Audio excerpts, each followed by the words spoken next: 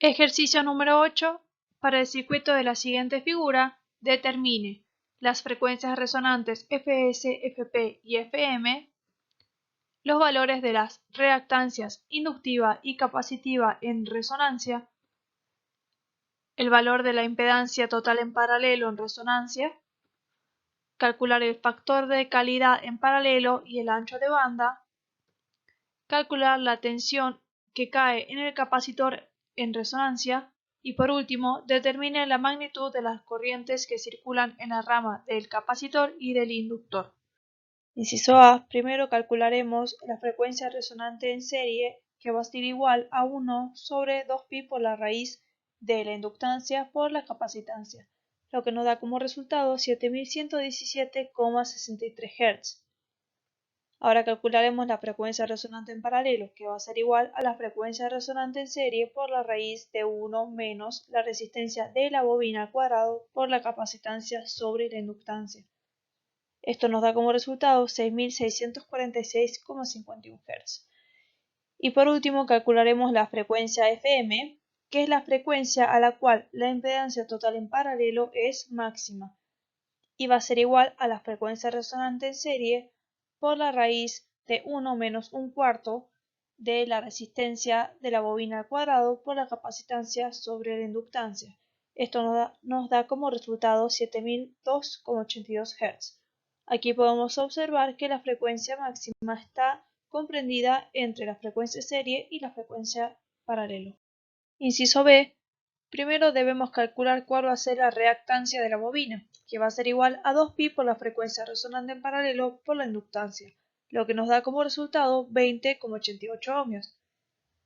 Con este valor podemos calcular la reactancia de la bobina en paralelo, que va a ser igual al cuadrado de la resistencia de la bobina más el cuadrado de la reactancia de la bobina sobre la reactancia de la bobina.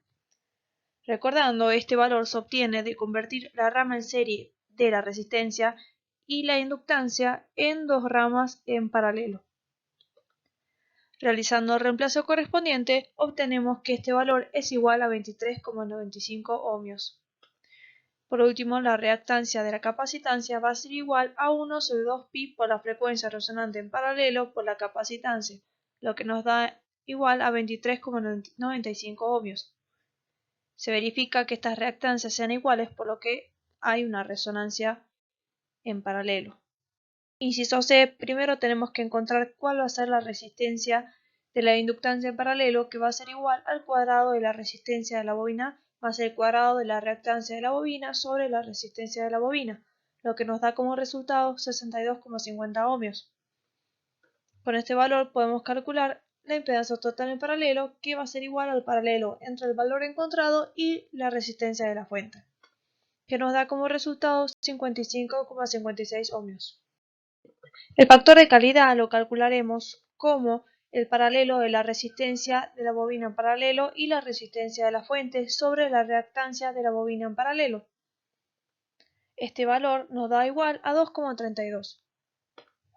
El ancho de banda lo podemos calcular como la división entre la frecuencia resonante en paralelo y el factor de calidad, lo que nos da como resultado 2864,88 Hz.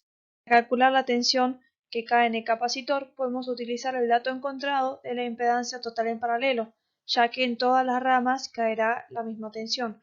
Esto va a ser igual a la corriente que entrega la fuente por la impedancia total en paralelo, lo que nos da como resultado 2,22 voltios. Ahora podemos determinar cuáles van a ser las corrientes que circulan por la rama del capacitor y la rama del inductor,